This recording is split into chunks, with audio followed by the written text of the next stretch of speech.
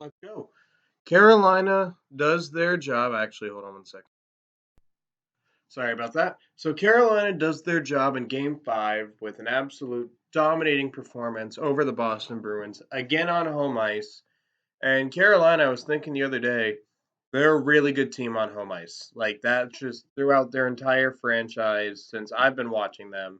2002, it's too young to remember. 2001, I was a baby living in Colorado.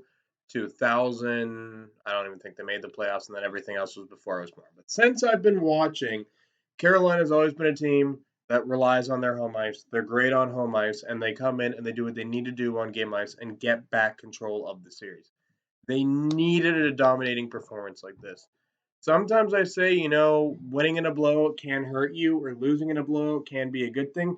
In this case, I feel like it does benefit Carolina a lot. Boston came in and they shut Carolina down, completely flipped the script in the series, 2 games in a row. Carolina comes in this game and they come out, and Boston actually had a pretty strong push a little bit in that first period. They came out, I wouldn't say they looked like the better team, but it looked like it was going to be a hard fought game. Carolina rallied.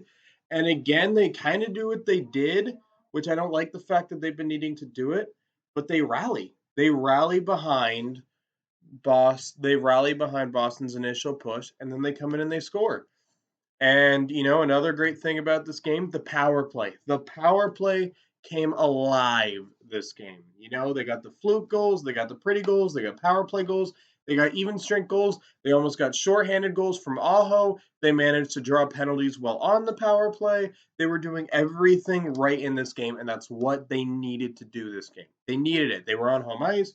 All the pressure I felt this game was potentially on Carolina. I felt like a lot of the pressure this game was going to be on Carolina. And I feel like Carolina delivered with the pressure on them.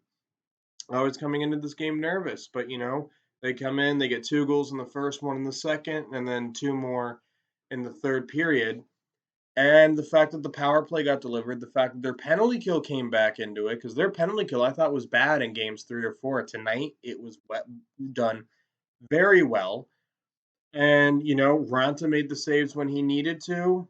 Seth Jarvis had an impressive night, I feel like. I think Carolina getting Jordan Staal to match up well against Bergeron again. Jordan Staal, he needs to do well against Bergeron. I gave him Hurricane of the game last game, but he didn't do as well against Bergeron in game 3 or 4 as what's turned out to be a really big deal, which is the Foss Niederreiter Jordan Staal line against the perfection line or the number one line, because Boston looks like they're going to be splitting up that perfection line again.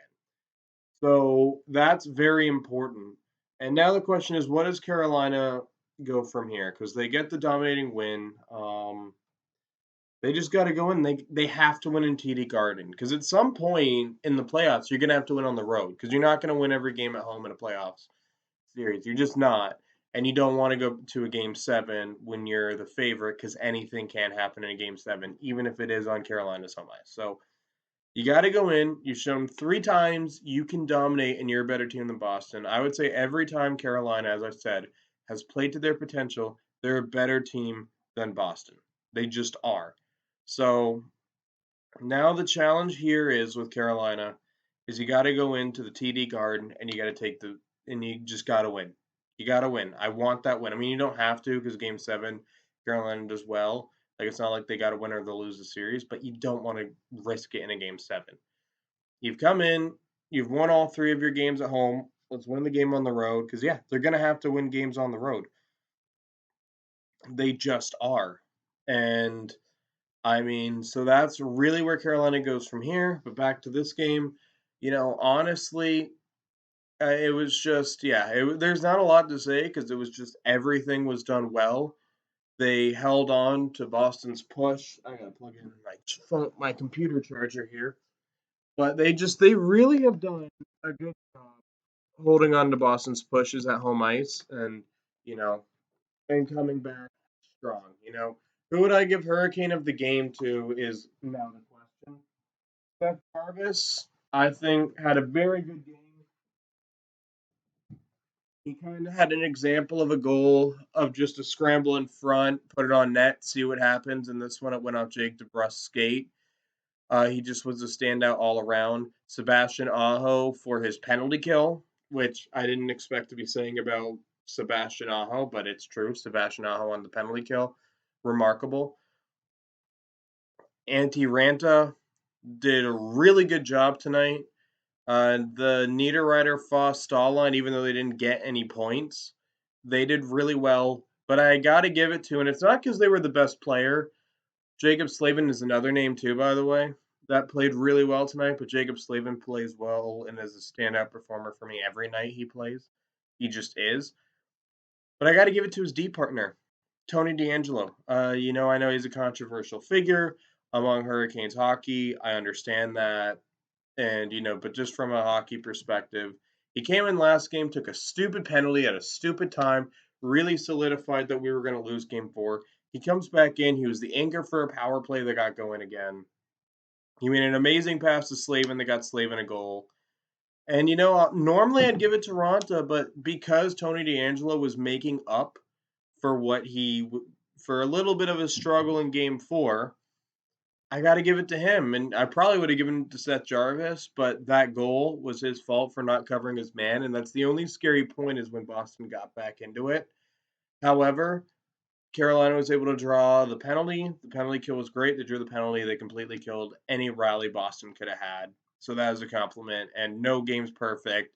Doesn't change the fact that Seth Jarvis didn't played an amazing game. I'm just saying in terms of giving it to best player on the Hurricanes, that was his man. I got to give it to Tony DeAngelo tonight. I thought Tony DeAngelo, while he wasn't the best player, he really did make up for it. I thought his penalty in the third period was a bad call. He just had his hand on his back. He didn't hold him. He was like looking to rotate whichever way. I think it was Clifford that he was covering. That was a bad call for me. I don't like to harp on the refs, but even then, that's such an iffy call that I don't think he called that. And then you let one of the breakaways when Boston had the empty net, like that distinct hooking and tripping motion on Aho when Aho broke free for a second. No, not Aho, Trocheck. I think it was Trocheck. One of the times where one of the players, I'm blanking on who it was. Sorry about that. Excellent. Great commentary, Jonathan. But one of those plays where he got the puck and he came in. And yeah, I feel like if you're gonna call that, you gotta call the penalty on DeAngelo. You have to call that as well. But other than that, I thought the refs did a fine job, but I don't think they were great tonight. But yeah, that's it. The penalty on Jarvis I thought was a bad call. I don't hold that against Jarvis because it's like he got pushed. Like it was a scramble in front. If he didn't get pushed into him, then yeah. But I think because like there were two Boston players in between him and a scramble in front of the net, you got to let that go. Just my opinion. But other than that, that's it for this video. So yeah, if you guys are watching, don't forget to hit like and subscribe. If you guys like the content I'm producing on the channel. And yeah, 3 down, 13 to go.